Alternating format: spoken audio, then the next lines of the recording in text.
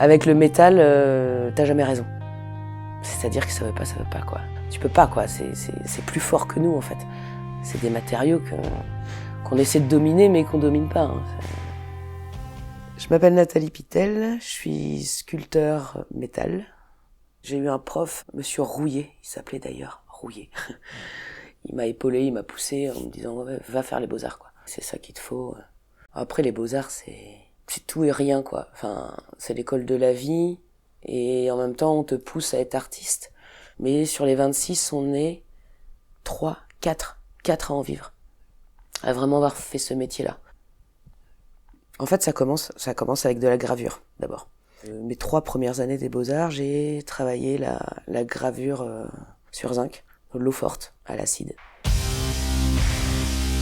Et du coup, cette même année, j'ai eu un accident de voiture, un joli crash. Au bout de là, en fait, je suis allé déposer la voiture à la casse. Et j'ai vu toutes ces bagnoles pliées.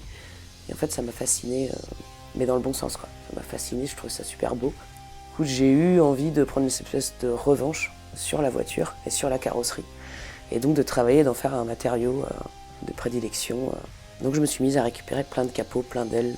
C'était le bordel à l'appartement, j'étais en coloc avec une pote et du coup j'avais des capots dans la salle de bain, il y avait des ailes dans le salon, il y en avait partout quoi. Et puis voilà, donc il y a le Rubik's Cube, donc ça c'était la première grosse pièce en carrosserie. Et j'avais fait des origamis. Là en fait c'était un capot entier qu'il fallait plier en avion. Et j'ai fait ça au marteau, j'étais en t-shirt mais trempé, je tapais dessus avec une masse pour plier quoi, et j'en ai fait 4. J'avais été en poser un sur le toit du théâtre comme ça, qui glissait au bout. Ça rendait vraiment en origami. Donc là on est dans le violent, dans le métal physique quoi. J'avais fait un duel de cerfs, déjà à l'époque en fait. Parce que le cerf et la biche sont les mammifères les plus shootés sur les routes. Donc voilà, j'ai commencé à travailler le métal comme ça. On avait un chien qui s'appelle Judas.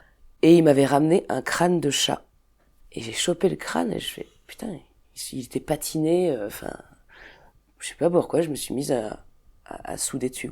J'ai récupéré derrière des cornes de cerf, c'est parti comme ça quoi. Sur des petites pièces. Et puis en travaillant les crânes, à un moment donné, je me suis dit mais pourquoi je ferais pas une bestiole en entier quoi en fait. Je restais bloqué sur des têtes et des trophées. Donc là du coup, les cornes et le crâne ne sont pas liés. C'est 2 animaux différents. J'en fais des chimères en les rassemblant et puis après c'est de la terre qui est autodurcissante et je viens remodeler un crâne en fait. Recréer une chimère qui trouvera son corps plus tard. Et je crée d'abord le corps en acier et je vois quelle tête après va aller dessus quoi. J'aime bien utiliser des matériaux dits bruts, des matériaux de construction.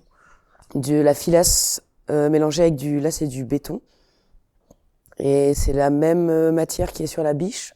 C'est de la filasse aussi, mais mélangée avec du MAP.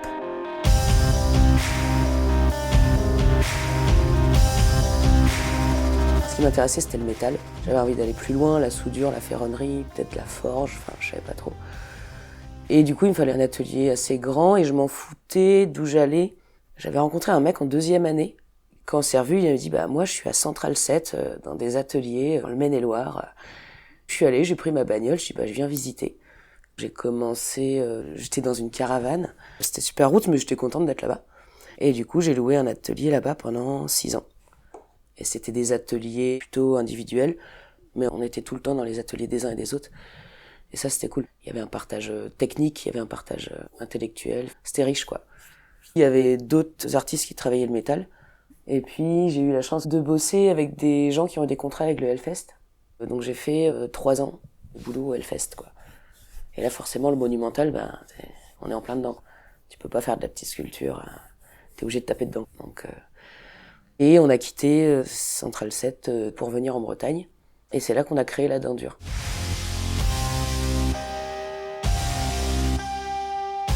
À Saint-Snou, c'était un petit pari, hein. C'était même un gros pari. Même Jacques, hein, il s'est mis la pression avec sa sculpture. En fait, on s'est mis la première année, on s'est mis grave la pression. 3 semaines, c'était peu pour le projet qu'on s'était fixé, quoi, tous les deux. Et moi, je m'en suis rendu compte avant d'arriver. J'avais préparé déjà des choses. Genre j'avais cintré du métal que je pouvais pas cintrer de toute façon sur le symposium.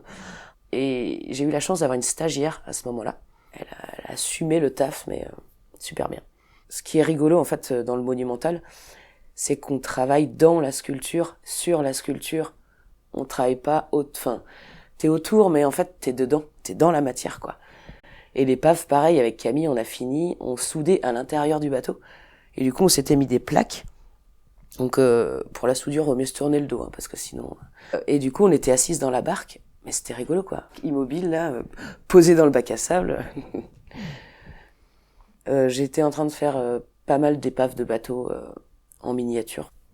Je me suis renseignée un peu sur le lieu. Au niveau du commerce fluvial et tout, il y avait vachement de transit. Je m'étais dit, je sais pas, une barque, une épave posée là, un peu comme un vestige d'un ancien temps, quoi. Un commerce fluvial où il y avait beaucoup d'animations sur l'eau à cette époque. Les eaux sont partis, voilà, il reste cette barque posée. Sauf que c'est quand même fait sur les plans d'un mec qui a construit ces bateaux, c'était à Douarnenez. Donc c'est pas du tout une barque pour le fleuve. Il y a trop de tirants d'eau, comme on dirait ici, voilà. En général, je travaille sur plusieurs pièces parce que j'ai vite fait de m'ennuyer sur une. Et quand je m'ennuie, du coup, j'ai envie de finir et je bâcle. Du coup, c'est une pièce qui, au début, commence bien et puis qui, à la fin, finit avec les yeux rapprochés, trisomiques et puis je dis que c'est fini. Voilà. Hop, c'est bon, vernis. Du coup, j'ai appris à me dire, tiens, je vais faire plusieurs choses en même temps. Comme ça, au moins, je m'ennuie pas ou moins. Et je suis plus concentrée sur le détail, voilà. Le fil rouge, ça va être les épaves, les vagues, les raies. Puis j'essaie de pas faire exactement les mêmes tout le temps, c'est pas intéressant quoi sinon. J'ai pas l'impression d'inventer quoi que ce soit.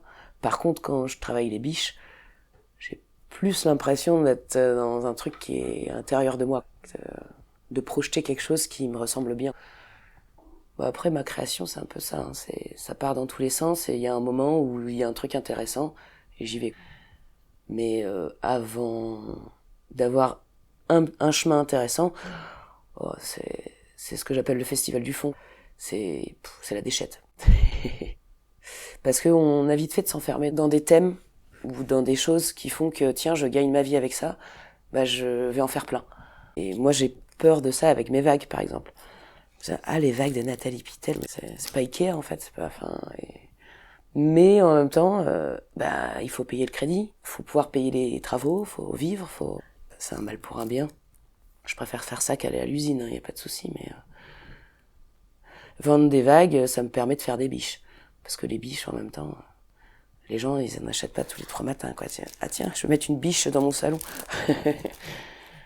Et pour ce qui est du travail des vagues, ça va être de rendre le métal quasi liquide, de donner cette impression qu'en fait c'est doux, c'est facile, mais en fait quand je meule une vague, j'y passe 4 heures et j'utilise 10 disques à ébarber et j'en prends plein la gueule et j'en ai partout et c'est super physique et j'ai les poignets qui tremblent et j'ai des problèmes de poignets. Mais voilà, c'est de donner cette impression que t'as envie de caresser la sculpture, t'as envie de la toucher et pas de dire que c'est féminin parce que alors il y a beaucoup de gens qui disent vous avez une manière de travailler qui est très très féminine.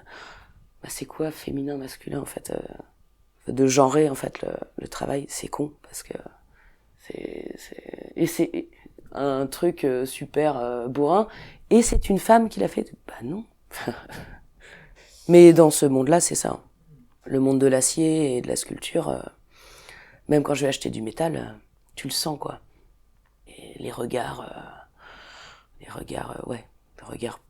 limite quoi. Et puis dès que tu pars du bureau ou des trucs, t'as avec ta petite fiche, t'attends ton colis d'acier machin, t'entends les rires gras derrière quand tu quittes le bureau, t'es là, ouais. Tu sais pas ce qu'ils disent, mais tu t'imagines un peu quoi. Mais c'est ça qui est cool aussi, c'est ça que j'aime bien.